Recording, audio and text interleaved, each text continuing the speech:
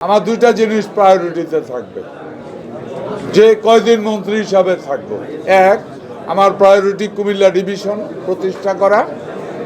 দুই অথবা একের ক, আমার প্রায়োরিটি গুমতি থেকে মাটি কাটা জিরো টলারেন্স।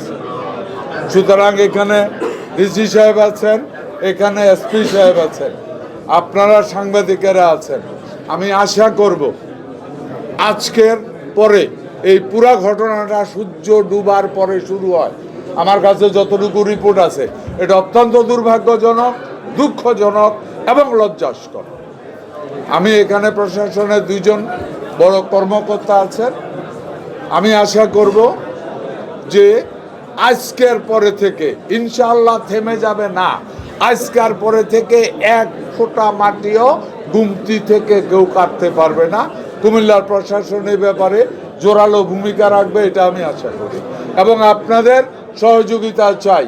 এটার ব্যাপারে সবাইকে অনুরোধ করবো জিরো টলারেন্সে আসেন। এত উর্বর মাটি, এত সুন্দর, এই মাটি কাটার জন্য গুমতি ভাঙে, এই মাটি কাটার জন্য উর্বর মাটি ধ্বংস হচ্ছে, এই মাটি জন্মার জন্য চোরেরার উপদ্রব বাড়ে। এটাকে বন্ধ করতেই হবে যে কোনো পরিস্থিতি।